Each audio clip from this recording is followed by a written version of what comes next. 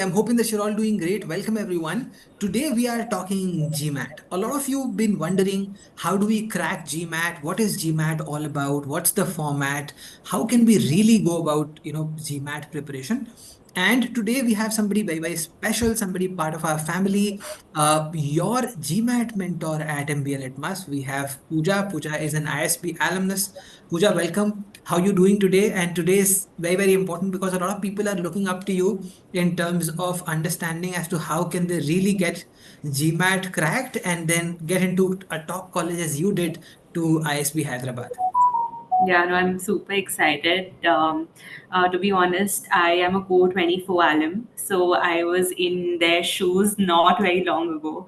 So I can completely relate to how they must be, feeling all the sort of dilemmas that you go through. So been through this very, very recently. Very excited to tell you how I went about planning my GMAT journey and what my takeaways were. There were some mistakes I made, some things I got right, and looking forward to sharing that with the team today.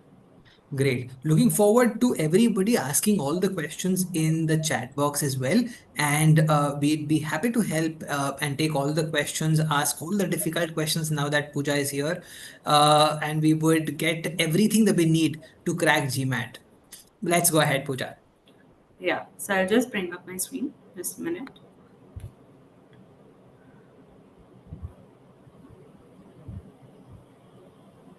Is my screen visible? Yes. Yeah. So, just a little bit about myself. I completed my undergrad in economics from NMIMS Mumbai in 2019. Post that, I was engaged with Deloitte India in their consulting practice. I primarily focused in the banking and FS consulting domain. Moving on, I did my MBA from Hyderabad, the ISB Hyderabad. After which, I was working with Accenture Strategy again in their consulting practice. I am currently back in my family business, and in addition to that, I'm also pursuing my passion project in the education space. So, trying to help students, on the journey that I have already been through. Today's session is about GMAT strategy. So, just a little bit about the exam. What are the sections included? How are they scored? That's what we'll touch upon first, just to get the foundations in place. So, in terms of sections, essentially the GMAT has three sections. We have one which is verbal reasoning. Verbal reasoning includes questions on reading comprehension and critical reasoning. For those you've given GMAT Classic before or CAT before, I mean, these terms might be familiar. Second, we have problem solving questions under quantitative reasoning. So it basically aims to test your arithmetic and algebra concepts. Third and final, you have a section on data sufficiency. So this essentially tests you on your ability to be able to interpret data. It could be in the form of graphs, charts, tabular representations of data, so on and so forth. So these are the three main sections.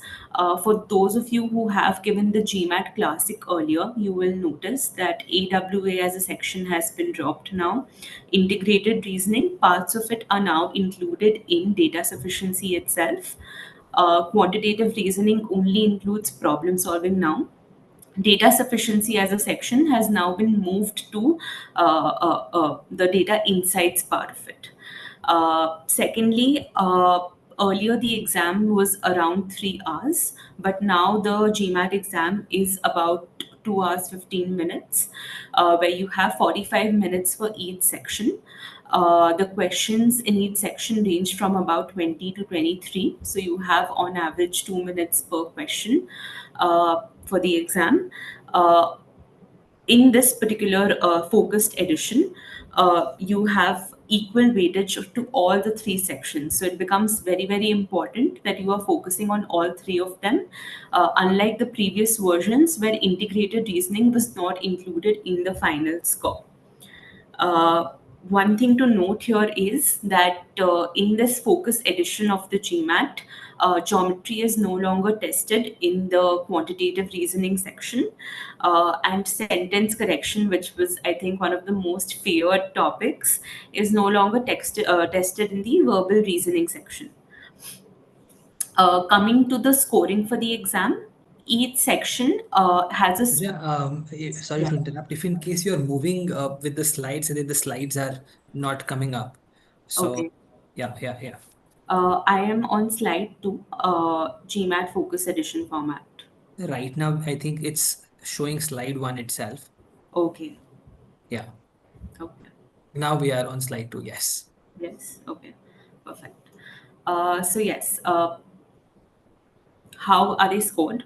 So the three sections, the score that you get in each of the section will essentially range from 60 to 90.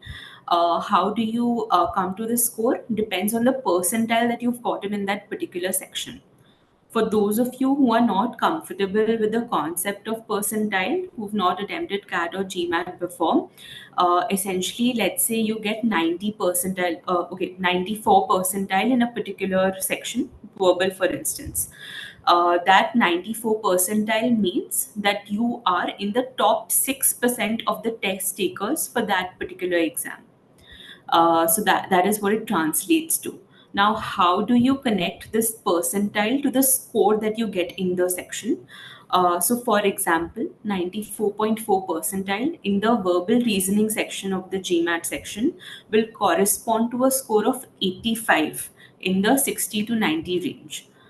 Similarly, you can find the mapping for all the percentile for all the three sections on the GMAC website.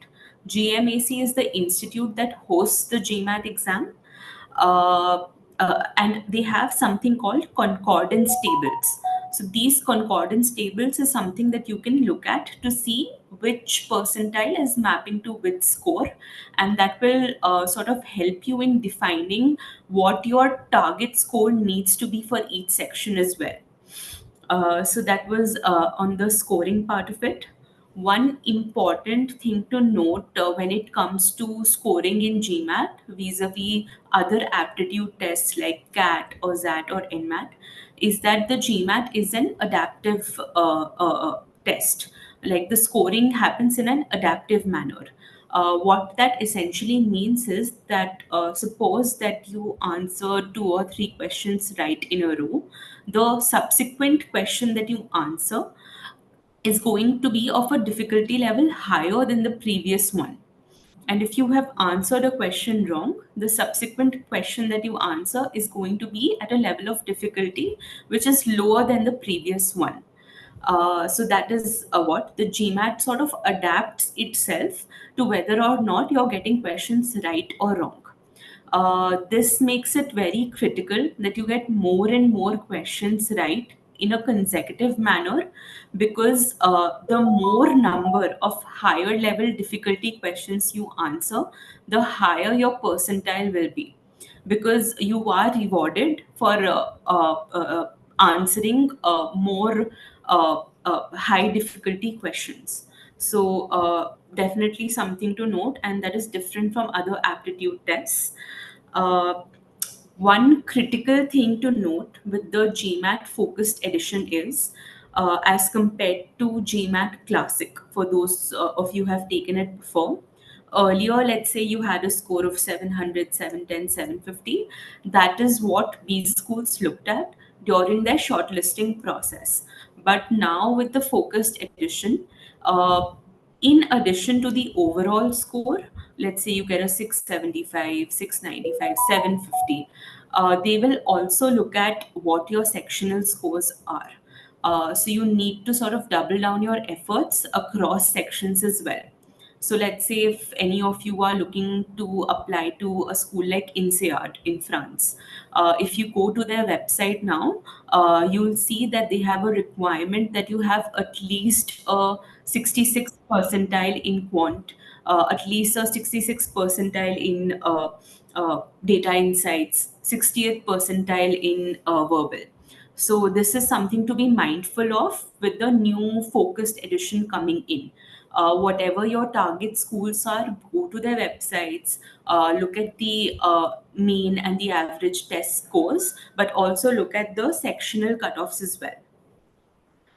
Uh, Moving on, uh, we'll talk about uh, we'll talk about how should your study plan look like. I think that was the main agenda of our session today. In order to score a 750 plus, which, to be honest, very very doable. If you just put in enough work and you have the right guidance, you can definitely reach that score. Um, what approach you need to follow it is something that we'll deep dive on in today's session. First things first, when you're developing your study plan, it is very very critical to know where you stand today. In order to assess that, what is recommended is, if you go on GMAC's website, they have official mocks. They have 6 official mocks, and the first 2 are completely free of cost. So take the first official mock test and baseline your score. See where you stand today at an overall level as well as across sections. Now, here it is very important to know that you should take the mock that is given by the GMAC, because this mock is the closest to the actual GMAT exam. Any other website that you might be looking for from a mock perspective specifically might give you an inflated or a deflated score, so may not give you the most accurate baseline to start off with. So take this mock, and then that is where the journey sort of begins. Once you've taken the mock, once you know where your strengths and weaknesses lie, that is when you should actually start planning your journey.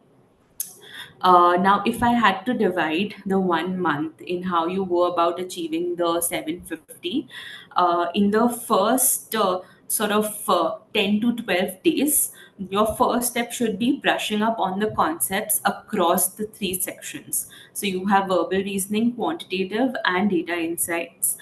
Start brushing up on the concepts for these 3 topics. There are multiple ways in which you can do this.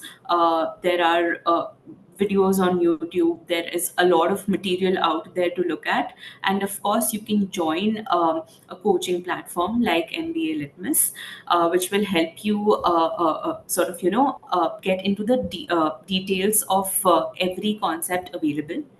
What happens in this phase is, and this is what happened with me initially, I started doing it on my own. I was asking people around, okay, where should I start studying from, which resources should I look at. And it becomes a very cumbersome process, because 10 people will give you 10 sources to look at. And when you have too much material, then you either sort of get lost in all of that material, or you get like a information paralysis, that you have so much in front of you, you don't know where to start. So I think in these situations, coming into a place, to a coaching institution where the format is sort of set, is something that can be very helpful. Given the limited amount of time, we can help you sort of structure that approach on how you go about brushing up on your concepts. Which order should you learn the concepts in? Quantitative reasoning, for example, there are certain concepts that will be applicable across multiple question types. So, those are topics that you should focus on first. So, let's say if you come to us, then, we can help you sort of plan your concept preparation in that way, where you are focusing on the concepts in the right order, instead of just looking at information across the board. Next step in your study plan, after you are done with concepts across, one important thing in this concept phase, or in this learning phase, is that you should focus on verbal and quantitative first, and then move on to data insights. So what happens here is, data insights, a lot of the skills that you need to solve those questions, they are something that you will pick up while doing quantitative reasoning, while doing verbal reasoning. So start with quantitative, start with verbal, and in the learning phase, then you move on to data sufficiency. Within these, the subtopics, there are several. Someone like MBA Litmus can help you do it in the right order so that you get the maximum out of it in the minimum possible time. Moving to the next step, and this will be also a very critical phase. Once concepts are clear, uh, once your concepts are clear, then you sort of start doing your practice questions in a detailed manner. So initially, let's say you did a concept session, then you go on and solve some topical questions. In the second phase, start doing the sectional questions of it. And this distribution of how you do it in the second phase is something that will be very critical and very unique to you. So let's say once you have learned your concepts, you have given the first mock, and you know very, very clearly what your strengths are, what your weaknesses are. In the learning phase, you then decide, okay, what do I want to prioritize? My suggestion here is that you should focus on what your strengths are. Let's say for me, verbal was my strength. So that is where I was putting more of my focus on. If you are able to get 100 percentile in one or two of the sections, it will really help you pull up your GMAT score. Not to say that you need to disregard any of the sections, but doubling down on your strengths is a strategy that helped me crack the GMAT.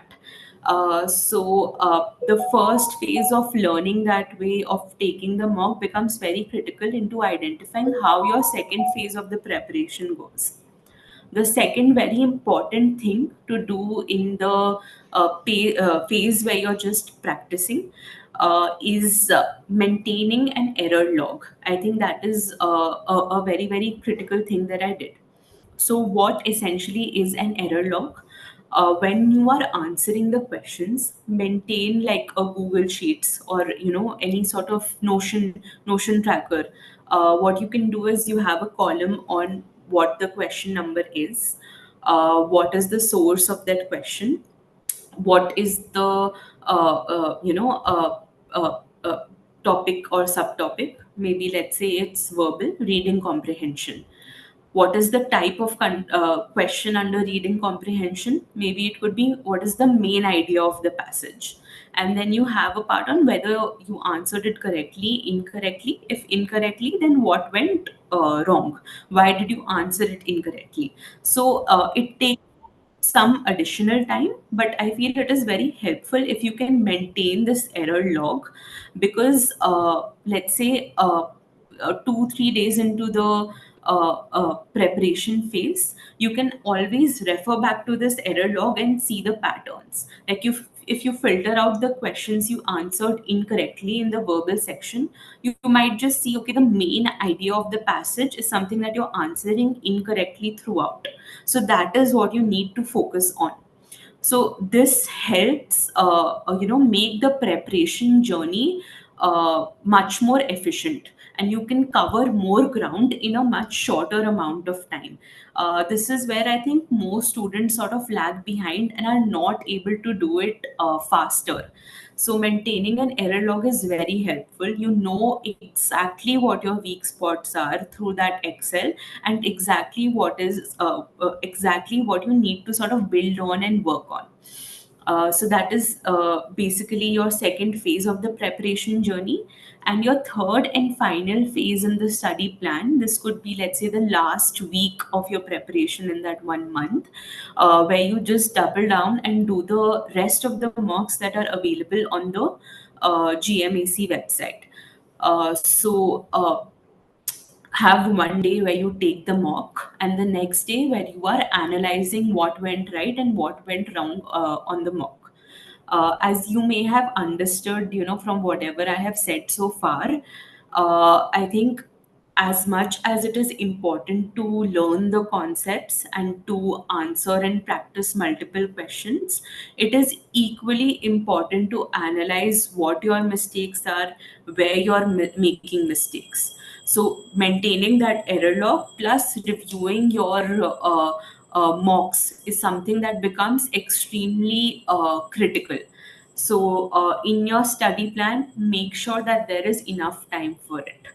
Um, Having said that, if I put timelines to this study plan, as I already said, the first 10 to 12 days of the month can go into building up your concepts. The next 10 to 12 days will essentially go into practicing a lot of questions, and then the third phase would essentially be the last 7 odd days or so, where you are doing the mocks.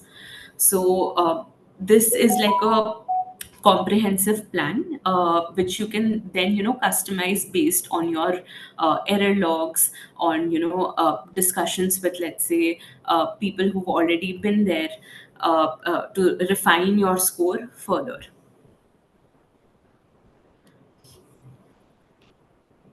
Okay, so next question that I wanted to talk about. This is something that we have been hearing from our students a lot. Earlier in the GMAT Classic, the sections in which you had to answer the question, there were three set sort of options given to you, and you had to select from that. But now it is left up to the student. So there are 6 ways in which you can attempt the questions, or sorry, attempt the sections in the GMAT exam. This was my strategy. As you know, my strategy has always been to double down on my strengths. So I chose to attempt the verbal section first because that was my strength. That is what I recommend also, because as I said, if you're able to get that 100 percentile in the section where your strength lies, it can really help you pull up your score. Also, when you start the exam is when you have the maximum amount of focus, so use that to your advantage to give your best at the place where your strength lies. uh, so that is my suggestion in this section. But having said that, what can also be helpful is that while you are giving your mocks, that is where you can experiment a little, and you can try different permutations and combinations. So in one mock, do verbal first, in one do quant first, in one do DI first. So try 2 or 3 variations in your mocks and see what is suiting best for you. That can be one way to decide how you want to attempt it in the actual exam as well.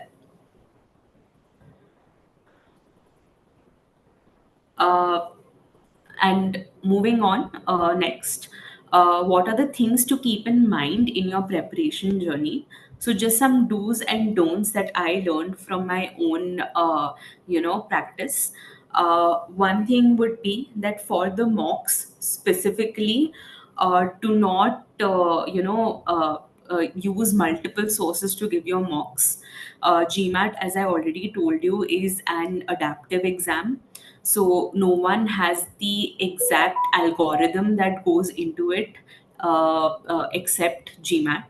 So focus more and more only on the official mocks that are available on MBA.com, on the GMAT website. And if you really want to take mocks beyond the ones that are available, then only stick to one other source, because those may tend to give you an inflated GMAT score or like a deflated GMAT score. The official mocks is the one that will come closest to the actual exam itself.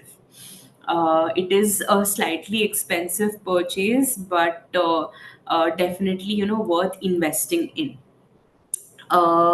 Second thing is, a lot of students sort of get into a trap where they've identified their weaknesses and they are just working on improving their weaknesses. It is very important to know, as I have already said, that GMAT is an adaptive exam.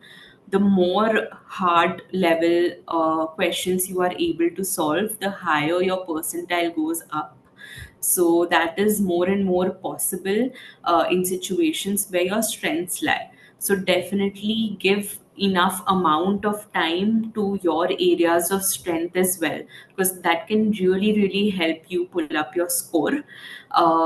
in terms of weaknesses, as I've told you, maintain those error logs, because that will help you identify where you need to sort of double down on. And lastly, and this is something that, again, I made a mistake and I learned from it. uh, I tried to do it my way first, where it was a more of a self-paced manner. The issue here was, there were too many resources at my disposal, and I got completely lost in it. So, coming to like an institute can really help you tailor your preparation journey, so that you're not lost with deciding what to study, what not to study. And second thing that really helped me here to maintain discipline was, try to find a small group of people, or like even one friend for that matter, who you want to study with. I remember I used to be extremely tired after work, but it was me and my friend who were preparing for GMAT together. So there was, this constant motivation, because both of us were doing it together, and both of us sort of, pulled each other up when the other was not able to. So having that small community or a small sort of study group really helps you in going through the process, because it can get intense, it can get challenging, but with the right resources, with the right people around you who are there for you, willing to motivate you, giving you a positive sort of environment, it is definitely doable. So I think those were some insights from my journey, and we're open to any questions that you may have for me. That was indeed very insightful, Pooja. Thank you so much for absolutely amazing nuggets in terms of GMAT preparation. I'm hoping that this is helpful everybody who is listening to us. If you have any questions, do drop in the comments. Also, we would take it up. And if you feel that the sessions from the MBA Litmus mentors, whether it is through CAT, GMAT, it's been helpful, to make sure that you like the streams, attend all the sessions, and ask all your questions, and do not forget to follow the channel as well. Thank you so much, everybody, for joining in. Thank you, Pooja, for an insightful session on GMAT. Guys, we'll keep coming back on GMAT preparation also. A lot of people going to take up in September, nearly a month away from GMAT, exams that we are going to take. Do start preparing well. If in case you have any questions, drop us in the comments or reach out to us, and we'd be happy to help you out plan your preparation as well. Thank you, Pooja, for really insightful session. Thank you everybody for joining in, and God bless. Any parting thoughts, Pooja, before we let everybody go? Yeah, I mean, honestly, my last thought here would be that we live in a time and age where information is available to everyone. At the end of the day, consistency is what it's going to come down to. So if you're consistent with the preparation, that can be make or break for anyone. Absolutely. So that you heard, that's Pooja, alum ISB Hyderabad, your mentor at MBA Litmus, and here to help us all with GMAT preparation the last 1 month. Thank you so much, everybody. Thank you, Pooja. Thanks, everyone. God bless. Take care, and bye bye. Thank you, everyone.